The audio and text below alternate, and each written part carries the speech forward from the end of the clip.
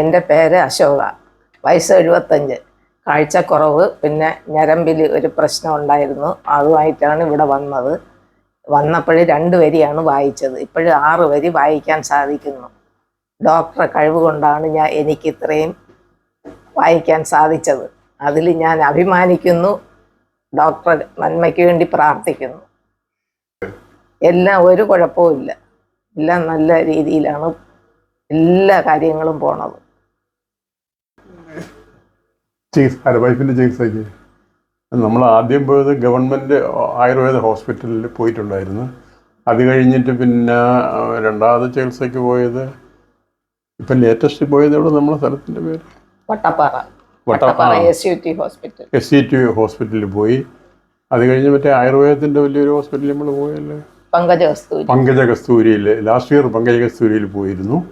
എല്ലായിടത്തും പോയി ചികിത്സ കഴിച്ചു. അപ്പോൾ അവിടെ നിന്നൊരു റിപ്പോർട്ടായിരുന്നു എനിക്ക് കിട്ടിയത്. വൈഫിൻ്റെ ഒരു റിപ്പോർട്ട് കിട്ടിയെന്തോ കണ്ണിലേക്ക് പോകുന്ന നരമ്പിൽ വെള്ളം കെട്ടി നിൽക്കുന്നു എന്നുള്ള ഒരു റിപ്പോർട്ട് കിട്ടി.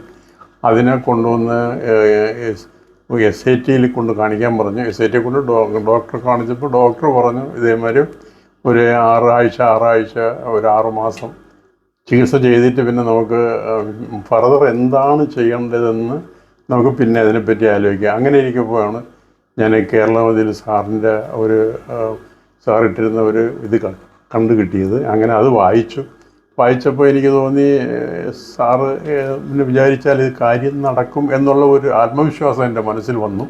ഞാൻ ഉടനെ തന്നെ അവിടെ നിന്ന് ഹോസ്പിറ്റലിലേക്ക് ഫോൺ ചെയ്തപ്പോൾ ഇവിടെ നിന്ന് പറഞ്ഞ് നിങ്ങളുടെ റിപ്പോർട്ട് എനിക്ക് ഒന്ന് വാട്സപ്പ് വഴി ഒന്ന് അയച്ചു തരാൻ പറഞ്ഞു. ഉടനെ ഞാൻ വാട്സപ്പ് വഴി റിപ്പോർട്ട് അയച്ചു കൊടുത്തു. സാറത് ചെക്ക് ചെയ്തിട്ട് പറഞ്ഞു നിങ്ങൾ എന്തായിരുന്നാലും ഒരു 10 ദിവസം ഇവിടെ വന്ന് അഡ്മിഷൻ എടുത്ത് ഞാനൊരു ട്രീറ്റ്മെൻറ്റ് ചെയ്യാം, നോക്കാം എന്നുള്ള ഒരു ആത്മവിശ്വാസം സാറ് തന്നു. അപ്പോൾ ഞാൻ പറഞ്ഞു സാറേ എന്നാൽ ഞങ്ങൾ ഉടനെ വരാം.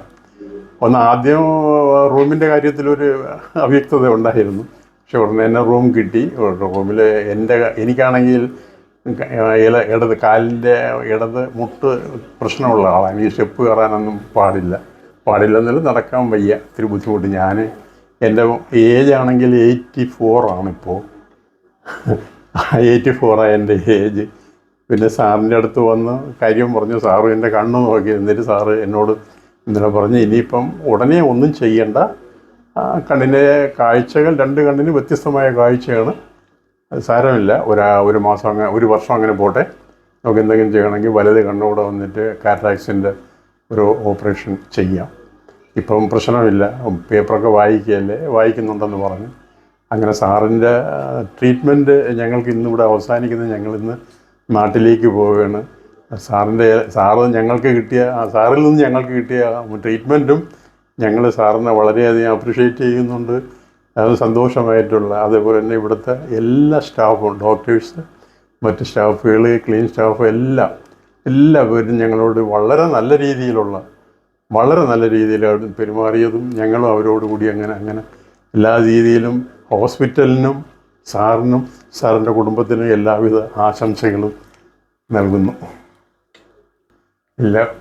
അന്ന് സാറും പറഞ്ഞ അതേമാതിരിയാണ്, നമുക്ക് ക്ഷമിക്കാം, വന്നോളൂ, ഒരു 10 ദിവസം കൂടെ അഡ്മിഷൻ എടുത്ത് കിടക്കുക എന്ന് പറഞ്ഞു. അപ്പോൾ അതനുസരിച്ചാണ്. പിന്നെ എന്തായിരുന്നാലും അങ്ങനെ ഒരു യാത്രയ്ക്ക് മൊത്തത്തിൽ എനിക്കൊരു പ്രയാസം എന്ന് പറഞ്ഞാൽ, ഇപ്പം ഞങ്ങൾ 2 ഏജ്ഡ് ആയവരാണ്. കുടുംബത്തിലെ മക്കളെല്ലാം വന്ന് മാരേജൊക്കെ, അവരെല്ലാം സെപ്പറേഷൻ എല്ലാം ഇങ്ങോട്ടും കഴിയുന്നു ദൂരങ്ങളിലൊക്കെ.